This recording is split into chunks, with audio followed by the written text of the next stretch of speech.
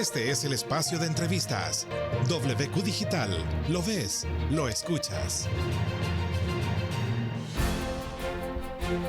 Son las 9:03 de la mañana. Amigos, un trascendental precedente en el país. Muy pocas veces sucede esto y ahora pues se dio.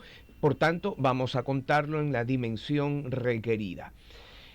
Una sala de la Corte Provincial de Pichincha, por primera vez en los últimos 20 años desde que rige esta legislación, ha procedido a sentenciar por mala práctica profesional a un doctor, bajo la figura de homicidio culposo. Sí, después de una investigación, se dictaminó que él hizo mala práctica médica y cumplirá pena máxima por homicidio culposo.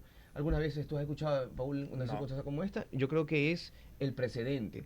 Efectivamente, ya se habían procesado algunas situaciones de mala práctica, pero ya sentenciar como tal, en condición de homicidio culposo, que son algunos años, y todavía con pena máxima, es algo que hay que contarlo y que hay que alzarle la voz para que sepan los doctores que hay este precedente que puede trastrocar la realidad de su vida.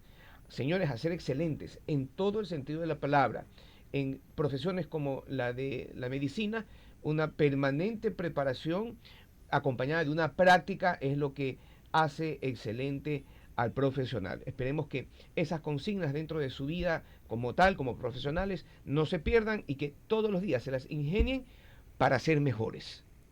Precedente. Así es, 9 de la mañana con 4 minutos, 9 de la mañana con 4 minutos a esta hora. Estamos en vivo a nivel nacional y nos están escuchando, estamos siendo transmitidos por todas las redes sociales de WQ Radio.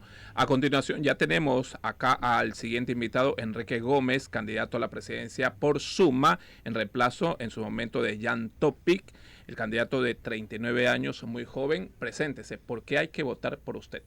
Porque queremos un cambio. Queremos un país diferente, no podemos continuar en esta improvisación, pero tampoco con este país que quiere retornar o que se plantea retornar a un pasado del cual ya logramos salir.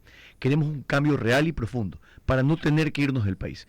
Por eso nuestro planteamiento, ni un cartón ni un ladrón. Con ustedes, con cada ecuatoriano, podemos ser la solución del país. Estuvo en el debate, lo vi ahí en el debate. ¿Qué rescata el debate? Yo creo que fue la oportunidad de presentar las ideas. Yo creo que todavía la gente esperaba un poco más de show, esperaban más memes definitivamente. Y fue una oportunidad de presentar. Lastimosamente, por la cantidad de candidatos, no fue un solo grupo, sino que fueron 2 grupos de 8 personas cada uno. Y finalmente, pues lo que se rescata principalmente es esa oportunidad de encontrar con quienes también se puede ver un país distinto y cómo se puede planificar un país a largo plazo. Yo creo que las personas vieron y con eso pueden ya definir en quién confiar. Recordemos cómo llegó a ser candidato a la presidencia, porque antes era Jan Topic. ¿Amigo de Jan Topic o cómo fue la propuesta del partido, del movimiento para que usted sea su candidato? Bueno, la propuesta fue una propuesta a toda la ciudadanía. Yo creo que partamos de la premisa, Jan no fue solamente Jan el afectado, sino todos los ecuatorianos y su libre capacidad de poder elegir. Las personas que querían votar por Jan fueron coartadas producto de una decisión de malintencionada del gobierno al final de cuentas. Pero puntualmente, a partir de eso, se levanta un link en el cual se registran todas las personas, nos registramos todas las personas que queríamos ser parte de este proceso y finalmente se dio un proceso primero de selección, luego de votación, luego de un debate y finalmente entrevistas personales para ver quién era el reemplazo, que finalmente pues salí favorecido, Paul.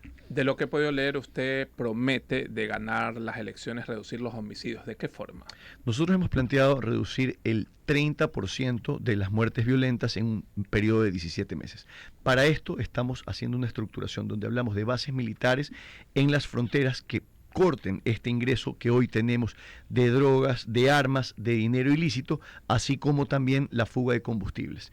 Por el lado de puertos y aeropuertos, controlar la salida de drogas para reducir ese impacto que estamos teniendo a nivel internacional, pero en paralelo ir cerrando con monitoreo permanente, con análisis de datos usado a través de inteligencia artificial que permita tomar decisiones oportunas, preposicionar camionetas, carros de la policía y tomar nuevamente el control de las ciudades, que es algo que no ha estado pasando. O sea, bases militares en las fronteras, ¿de cuántos militares estamos hablando? Nosotros hablamos más allá, más que militares, lo que hablamos es tener, bueno, las bases puntual donde hablamos de un grupo. Estos grupos pueden ser normalmente va a depender de la necesidad del punto en específico, pero sobre todo que puedan estar en contacto y monitoreando lo que el dron va pasando como información. El dron tiene capacidad de 13 a 15 horas de vuelo y esto nos va a permitir hacer un monitoreo permanente que puede, a pesar de los horarios, tener un control de la información.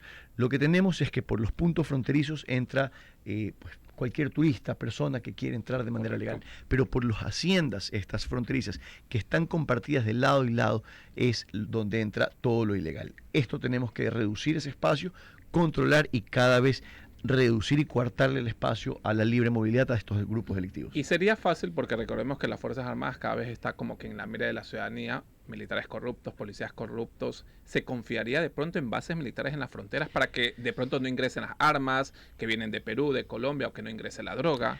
Paul, lastimosamente la sociedad ecuatoriana hoy está en un punto de corruptibilidad muy grande. Y hablamos no solamente de los militares y de los policías, hablamos de los jueces, de los fiscales, de los políticos también. Y por eso es que los no políticos estamos dando un paso al frente. Ciudadanos que tenemos dos oportunidades, o cambiar al Ecuador o ser un migrante más. Entonces, esto que necesitamos es una depuración en todo el Estado. Es sacar a los malos funcionarios, es hacer evaluaciones permanentes para ver si su capacidad está en juego o si están dispuestos a resolver de verdad los problemas de la ciudadanía. No sé si vieron la noticia de Chile. Chile hoy acaban de legalizar el tema de hacerle narcotest hacia los políticos también, porque no puede ser que un funcionario que esté dando un servicio al país pagado por los ciudadanos, pagado por los impuestos de cada ciudadano, esté pues consumiendo drogas y perdiendo la capacidad natural de poder manejar el país. Eso es importante, tener una evaluación permanente que lo que busca es que el funcionario que esté sirva a cada ecuatoriano. Dentro de esos proyectos, ¿cómo saldar las deudas que existen dentro de nuestro país con otras naciones? La falta de oportunidades, ¿cómo se podría sustentar y ayudar también estos espacios? Nosotros tenemos que manejar un balance administrativo que permita atender a los ecuatorianos. Mientras se atienda a los ecuatorianos, ir generando los recursos para también pagar la deuda, pero la deuda tiene una prioridad. Sin embargo, lo principal es el ciudadano, es el ecuatoriano. Hoy tenemos que reestructurar el presupuesto. El presupuesto se ha venido manejando de una manera lineal, es decir, cada año tienes la misma asignación y cada año tienes que hacer pues los mismos desembolsos. Sin embargo, como no se logran ejecutar en muchos casos de estas instituciones más del 60-70%, hay un remanente del 30% en muchas instituciones que cuando no lo logran usar a los meses finales, lo que tratan es de comprar cualquier cosa. Eso le afecta a los ecuatorianos, no solamente económicamente, sino también en el tema de la no adecuada utilización de sus recursos. Y es por eso que estamos tomando modelos internacionales que ya hacen medición del impacto real en beneficio de la ciudadanía y deja de ser un presupuesto lineal y pasa a ser un presupuesto alineado a objetivos y a resultados. Con esto podemos mejorar la salud, la educación, la seguridad, promover que las empresas hagan negocios y con eso traer capitales al país. Andrea González decía que también se podría eliminar ministerios. ¿Usted comparte esa idea? A ver, yo creo que la intención es buena y siempre es bonito decirlo porque la gente lo quiere escuchar. Correcto. Nosotros no planteamos nada populista, nosotros hablamos de una reestructuración del Estado. Cuando hablamos de la reestructuración existe un Pareto, como en todo, y tú tienes un 80-20 normalmente en un Pareto, acá tú tienes un 85-15. El 85% del presupuesto general del Estado está en 5 instituciones, está en el Ministerio de Defensa, Ministerio del Interior, está en el Ministerio de Educación, Ministerio de Salud y en el MIES. Entonces, si esas 5 consumen el 85% del presupuesto general del Estado, tú puedes eliminar a todas las demás y ese 15% no impacta realmente en el presupuesto. Y eliminar esos ministerios implica que queden personas desempleadas. Primero empecemos con que queden personas desempleadas, pero luego vas a ir perdiendo una serie de servicios que como sociedad, que como país necesitamos. Lo que tenemos es que reestructurar todo esto, porque claro, es verdad, rangos de ministros pues, probablemente no necesiten todos. Podemos bajar a viceministros, subsecretarios, podemos crear una redistribución. ¿Que va a ahorrar dinero? Sí. ¿Cuánto? No es tanto realmente, pero vas a reducir, en el momento en el que reduces esa dimensión, vas a reducir nivel de seguridad que hoy requiere cada ministro. Con eso vas a poder reubicar policía y reestructurar. Por eso hablamos de reestructurar procesos, reestructurar instituciones y reestructurar depurando el Estado de manera general. Con esto vamos ahí sí a necesitar menos recursos como Estado y también obviamente esto implica menos impuestos para la ciudadanía. Usted hablaba del populismo, incluso hay respuestas y se registraron respuestas populistas en el debate, en este debate de casi 4 horas, cadena perpetua, asesinato, mano dura para los delincuentes. Son temas que no pueden ser concretos o sí se podrían concretar en un futuro o dentro de su gobierno. Porque cadena perpetua en nuestro país con una constitución que no está estipulado, ¿es factible o fueron respuestas populistas de los candidatos que buscaban eso, no acaparar ese voto? Acaparar el voto, acaparar el meme, acaparar la atención. Nosotros estamos planteando respuestas concretas y lo que queremos, sabemos, es un cambio profundo con la Constitución actual. Lo que no podemos permitir es salir y decir cualquier cosa simplemente pues para atraer esa imagen. ¿Cuál es el problema? La Constitución actual tiene sus características y por el tiempo y por la urgencia, los problemas que tiene hoy el Ecuador, no es una prioridad cambiarla. Nosotros vemos el cambio de la Constitución a partir del 2029, el gobierno que nos reemplace. Nosotros del 25 al 29 tenemos 2 fases. La primera, el rescate al Ecuador, donde hablamos de seguridad, empleo, salud y educación. Ese foco, mientras se trabaja en todos los otros problemas. Pero del segundo al 4.º año hacemos una transición donde encaminamos un Ecuador a futuro y que deje lo que pasa hoy de refundarse cada 4 años. Porque llega un presidente, llega un administrador del Estado y dice todo lo anterior estaba mal, solo yo voy a hacer lo bueno. Y es un tema de vanidad, es un tema de orgullo que no puede, que el Ecuador no se puede permitir que eso continúe. Necesitamos una visión a largo plazo. Una empresa para una visión a largo plazo tiene que pensar en más de 10, 15 años. Un país tiene que pensar en 20, 50 años. Hoy el Ecuador piensa de 4 años en 4 años y no termina de sacar la cabeza. Por eso tenemos los problemas que tenemos. O sea, no comparte la idea que en su momento lo dijo Daniel Noboa, el candidato presidente de una nueva constituyente. A ver, la constituyente va a ser necesaria, por eso lo planteo a partir del 29, pero necesitamos cambios estructurales urgentes hoy. No puede ser que salimos a la calle y tenemos inseguridad, no tenemos empleo, no tenemos una visión de país. Tenemos uno que otro empresario que va creando empleos, tenemos un Estado que abarca y crea empleos para todos, pero que al final los empleos que da el Estado le cuestan impuestos a la ciudadanía y tenemos un déficit fiscal hoy de 3.600 millones como Estado, pero tenemos una deuda del Estado a las reservas internacionales de 8.000 millones y sumas la deuda pública de 35.000 millones. Al final de cuentas el Estado está hiperendeudado, pero se va a seguir endeudando mientras solo paga sueldos. Lo que tiene es que salir de ese momento, donde un Estado sea eficiente, con menos personas, que esto reduzca la cantidad de impuestos que está pagando la ciudadanía, que esto estimule la economía y que podamos definir, sobre todo, y como más importante, el camino que Ecuador va a seguir, donde se enfoque, claro, ahora sí, en la pesca, en la agricultura, en una minería legal y sostenible, en una investigación de nuevos pozos petroleros que nos van a permitir extraer recursos y garantizar esa adecuada distribución. Pero por el otro lado, creación de industrias, creación o volver al agro y estimulación en la economía. Con eso, un país encaminado puede salir, si no es la mentira. Ahora, con el tema de la economía, y muchos de pronto dijeron quizás dentro de sus propuestas que terminan siendo un poco como que no coherentes a lo que se dijo en el debate, aumentar el sueldo en $600, ser factibles dentro de los gobiernos de cada candidato de entregar o generar empleos. Puede ser factible en un país que hace 4 o 5 meses atrás venimos de una crisis energética que esto provocó incluso hasta desempleos. 250.000 empleos, un mes sin energía eléctrica. El país no aguanta. Si continuamos de esa manera y si continuamos de ver el problema como la dimensión real de lo que está pasando, simplemente vamos a ir por aquel que nos diga, no sé, pues lo que dices, bien, $600 de sueldo, vamos a ponernos al día cuando no se ha puesto y sigue mintiendo y mintiendo, pues lastimosamente eso pasa. Lo que necesitamos es... ¿Qué propone usted? ¿Aumento de sueldo o no? Nosotros no, o sea, la realidad del país es que hoy no aguanta un aumento de sueldos. Las empresas están produciendo menos. O sea, usted es realista. Es que tenemos que ser objetivos. Si queremos cambiar la realidad del país, tenemos que empezarla con las circunstancias de hoy. A partir de eso, proponer, mejorar el país y que a largo plazo esto mejore. Sí, tenemos los mejores sueldos de la región. Sin embargo, no nos alcanzan para vivir, producto de que cada vez los costos están más altos. Tenemos que hacer una transición de esto de aquí. Tenemos que hacer un país que permita una producción adecuada a largo plazo y que cuando se dé el momento podamos ir progresivamente mejorando estos salarios. Si seguimos como estamos hoy, no vamos para ningún lugar. Si llega usted a ganar la presidencia, ¿le daría el indulto a Glass? No. ¿Por qué? Nosotros planteamos un momento en el cual tenemos que hacer y garantizar que el acceso a derecho, el acceso a justicia, sea el adecuado a través de la justicia. Nosotros, como Presidencia de la República, no podemos estar interviniendo en la justicia. El problema de haber intervenido en la justicia, y es algo que ha hecho el gobierno actual y muchos de los anteriores, es que esto hace que todo inversionista extranjero que quiere venir a un país, que quiere venir al Ecuador porque el Ecuador tiene dólares y se vuelve atractivo, termina cayendo simplemente en el terror de lo que va a ser tener que garantizar entrar a una sociedad, a un país como el nuestro, que no te garantiza una libertad jurídica y que tanto se mete la mano en la justicia que simplemente esto hace que huyan.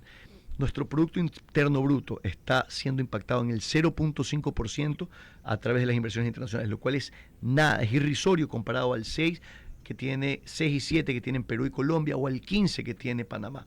Nosotros necesitamos crear garantías, garantizar una estabilidad jurídica y con eso poder llegar a esos niveles de inversión para desarrollo a largo plazo. Estamos conversando con Enrique Gómez, candidato a la presidencia por Suma 23 en reemplazo de Jan Topic.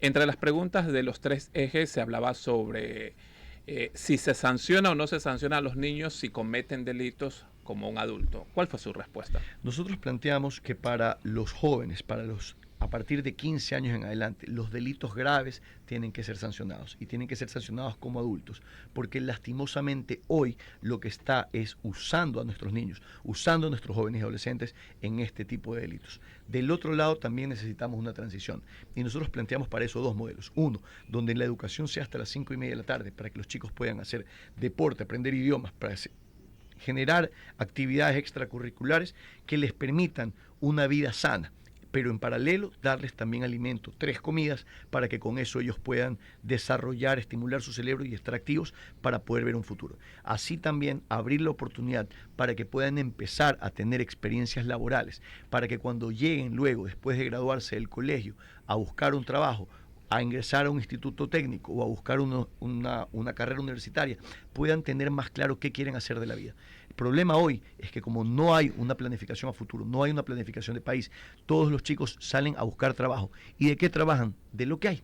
Porque Correcto. se encuentran con el cualquier cosa. Y así como se encuentran con el cualquier cosa en el trabajo, votan por el cualquier cosa que está en la lista. Es un problema que tenemos. Hoy el planteamiento es a votar diferente, a no entrar a través de lo que ya ha sido la política tradicional, votar por respuestas concretas, prácticas por el Ecuador que queremos.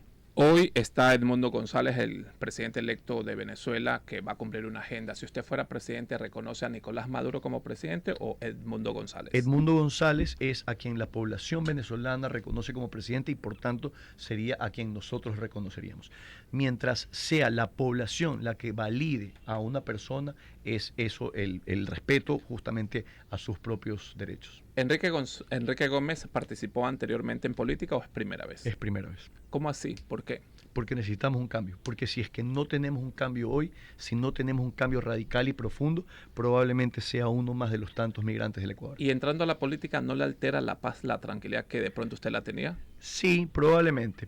Yo creo que mi mujer dice que cada vez que entra un incendio como bombero se asusta de que vaya o no a regresar. Ahora simplemente es un incendio más grande, es un incendio país y es el problema que estamos teniendo. Entonces definitivamente estamos asumiendo riesgos por el cambio que queremos, por el país que queremos y por este país que no puede continuar así. ¿Por qué hay que votar por Enrique Gómez? Planteo primero que no soy ni un cartón ni un ladrón. Con cada ecuatoriano, con el pueblo entero podemos ser la solución del país. Tenemos que armar un equipo que cambie esta forma de hacer política y que dé una oportunidad, un Ecuador de visión a futuro encaminado hacia el Ecuador que queremos. ¿Qué comparte con Daniel Noboa? ¿Qué está de acuerdo usted de pronto con Daniel Noboa? Usted se mencionó al inicio de la entrevista que en las fronteras o colocaría bases militares. Daniel Noboa en su momento decía que deberían de regresar las bases militares extranjeras. ¿Usted de pronto estaría de acuerdo o no? Sí, yo estaría de acuerdo con que vuelvan las bases extranjeras. Ecuador hoy se ha vuelto uno de los principales países exportadores de droga y todos nos dicen tienes que controlar. Ok, perfecto, controlamos, pero necesitamos recursos, necesitamos personal y si ellos pueden colaborar con eso, necesitamos retomar el control. Gracias. Es el doctor Enrique Gómez, candidato a la presidencia por Suma 23 en reemplazo de Jan Topic.